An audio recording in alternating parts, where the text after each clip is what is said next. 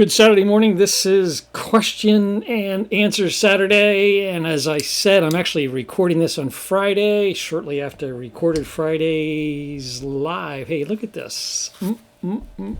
This is what I went and did after I did Fridays. I really wanted to do our normal coffee walk that I do with Dawn. I didn't get a chance. Donna's got something else she do. But I went to the farmer's market and got myself a sticky bun. And as soon as we're done here, I'm going to enjoy my sticky bun. So, question and answer Saturday. I got one question from Charlene that was posted, and I want to spend some time answering that question because it's a really good question. And I love how Charlene asked it. She said, maybe I'm a bit daft. And I love the word daft. I think it's such a cool word. Anyway, no, Charlene, you are not daft. But your question was, what exactly am I trying to communicate in essence between the idea of saying we have to put God first and we have to put God in the center of our lives? Because I have been talking all week about an image that I used on Sunday, the idea of putting God in the center of our life, and in everything that revolves around our life, we bring God into those things. And in talking about that on Sunday, last Sunday, I talked about the fact that when we talk about putting God first, that's actually not the right way to think about it. And Charlene's question is, isn't it really the same thing when we talk about putting God first or putting God in the center of our lives? Aren't they really the same thing? Charlene didn't say this, but am I just playing word games? Am I just kind of messing with words? Well, let me give you kind of a yes and no answer to that. No, I'm not playing word games. And Charlene, I know that when I talk about putting God in the center of our life, that's what you mean by saying we're going to put God first. But here's why I think it's more than a word game, and here's why I think this is really important. When Jesus said, seek first the kingdom of God, he did not mean what we in the Western world understand him to mean. We understand Jesus to mean that we put God first among several, that there is a second and a third and a fourth and a fifth, etc. That's what we mean. We mean that we put God first among several other things. What Jesus meant was that we put God first as in only, that we seek the kingdom of God only, and everything else revolves around the kingdom of God.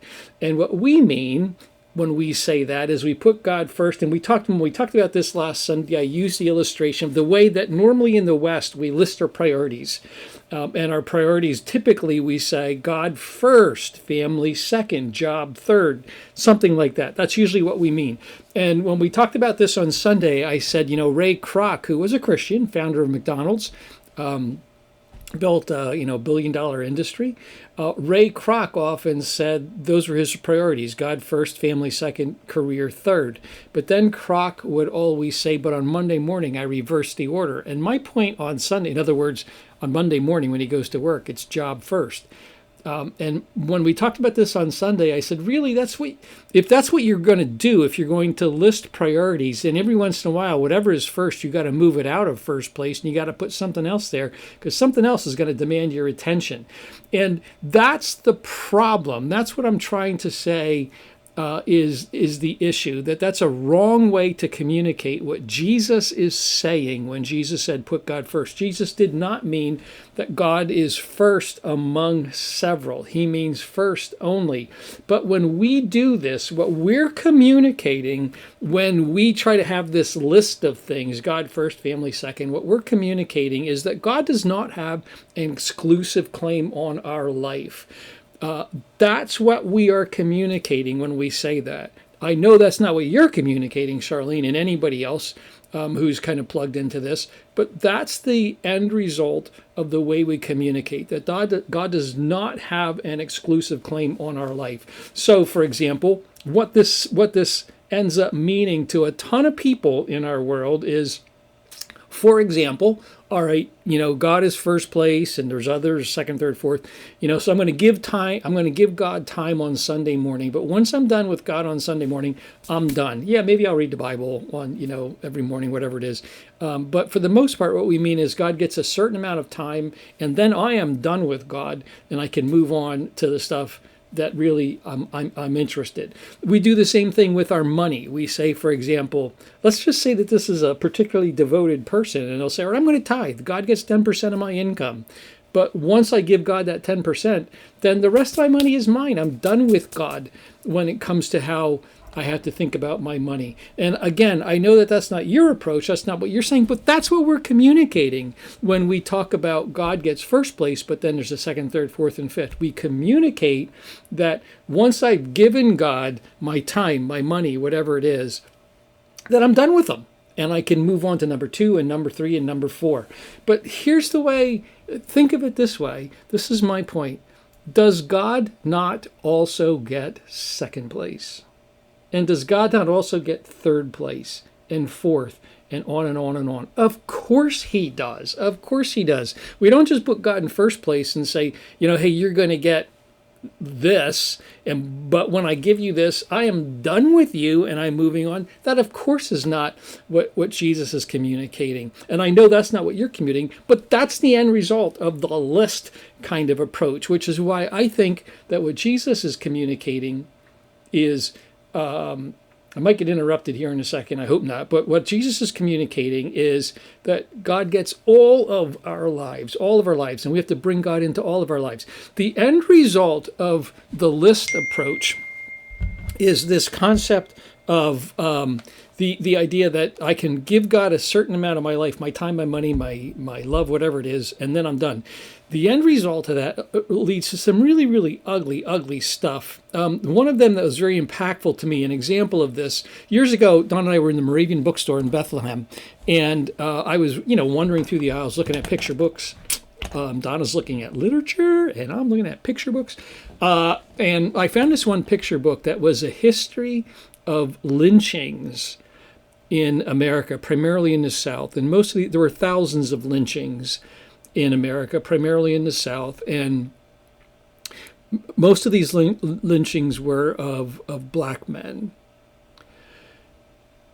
And I came across a certain number of pictures that I had a hard time wrapping my brain around, and it kind of blew me away, and I've never forgotten it. They were pictures of church Sunday school picnics on Sunday morning. And these picnics were picnics of churches that were gathered around a tree where the body of a black man was hanging. So on Saturday night, there would be a lynching, and on Sunday morning, you'd have a picnic around the body of this black man. And it boggled my mind that the whole church could behave this way. So you have men in this church that on Saturday night would put on their white robes and they would go lynch a black man, and on Sunday morning they're teaching Sunday school. This doesn't compute in my brain, but it is the end result of this concept of God is first, but something else is second, and something else is third. That does not work. It's heretical. And in fact, I know that we are all sinners. Every single one of us, we're sinners. I know that none of us are entirely successful in putting God in the center of our life and letting him direct everything else. We struggle with that. We're all sinful.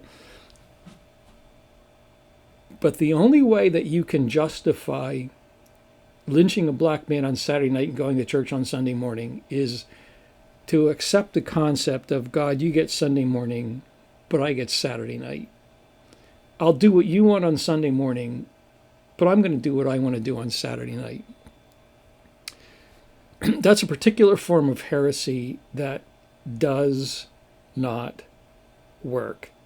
And it's why Jesus could say things, for example, like, you call me Lord, Lord, but I don't know you. That's the end result of functioning this way, which is why I think it's so important to not use the list approach and to say, you get God, God, you get first place, because does he not also get second and third and fourth? Of course he does. Whatever we put in second place, for example, God also has an interest in that. Whatever we put in third place, God also has an interest in that. So for me, the way to think about what Jesus said, the way to diagram it, the way to get it into my brain is not to say, God, you're first, but to say, God, I'm going to put you in the center. And everything that makes up my life, you have an interest in that. For me, that's the only way it works. Now, I know, Charlene and others, I know that that's what you mean when you say we put God first, we love God most, etc. I know, and I understand that. But I hope that you also understand what I'm trying to communicate. I'm not playing word games. I'm simply trying to say that if we think of it as a list, just like Ray Kroc did, on Monday morning, we have to move God out of first place because our business matters. And we have to pay attention to our business on Monday morning. So it does not work to say, all right, God, you're first until Monday morning. What we have to say is, God, you're in the center. And on Monday morning when I show up at work, I know you have an interest in that. That's what I'm trying to communicate.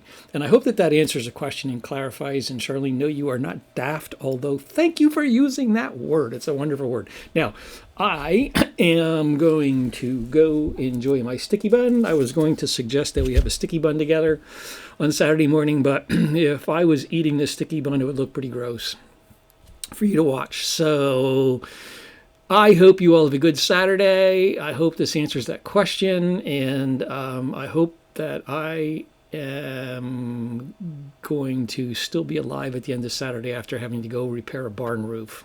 Yeah, that's what I'm doing this morning. The wind got to our barn roof and it needs some attention. So love you all. Hope you guys have a great Saturday, and I will see you tomorrow, Sunday morning. Love you. Goodbye.